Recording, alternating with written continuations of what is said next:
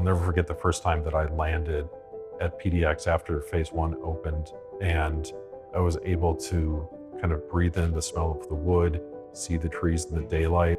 So there's this sense of awe, and just my shoulders, which had been tense from flying, just kind of immediately relaxed.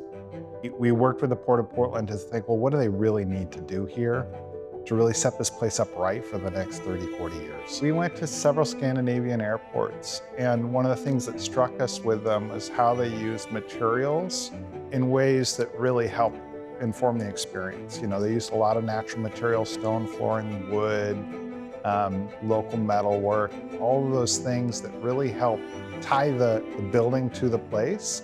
And that's something we really leaned in on with this project. Two stats to describe how big and massive the project is. One is the footprint of it spans over 9 acres, which is over 6 football fields.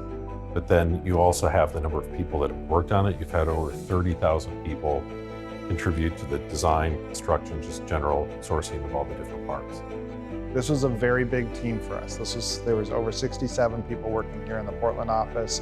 We had hundreds of consultants tied to the projects locally and regionally.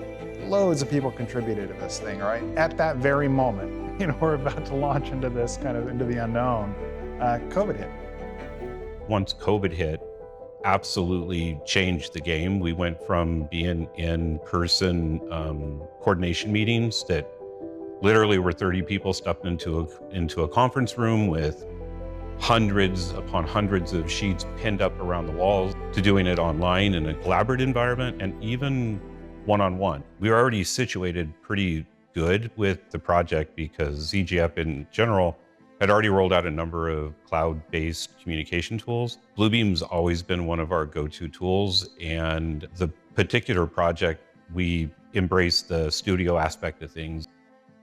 Where Bluebeam came in really handy was we were able to translate that stack of papers that we were tracing on into one that was now digital and in the cloud. What I created was a Bluebeam protocol manual, not dissimilar to like a BIM execution plan that I created for the Bluebeam effort. So we started with the Bluebeam dashboard with all the different links and everything for people to get used to it. I also went through and created a color scheme related to every particular discipline, had their own markup color, had custom statuses put in there that would help us sort the markups and help us be able to get through all of the markups. We needed to track the progress and making sure that everyone was keeping up with design development, detailing, picking up red lines, and Bluebeam, specifically project with the slip sheeting function, was the thing that we really used to its full potential. So what that means is that we had a PDF of the old and then a PDF of the new going back for 7 years. So we were able to step back in time to revisit some decisions that we made. Which we didn't plan on. We didn't plan on it being a record-keeping tool, but that was kind of an added benefit that we found afterwards. And so now I'd like to use that function just because it becomes almost that mental repository without having to keep it in your mind.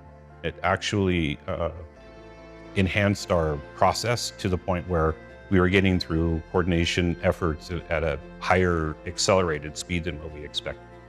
Our overall concept of a walk in the forest was really a way of trying to connect the people at the airport with the forest, our natural environment in the Pacific Northwest. And so the Y columns were kind of the trees that were holding up this timber overstory. And then we have the skylights that kind of parted and allowed for sunlight to come in as well. This project is becoming a source of optimism for our city because so many people are involved in making and contributing to its success. It doesn't have a single author, it has 30,000 authors. And all of those 30,000 people have families that all look at this thing and think, that they have some part in it.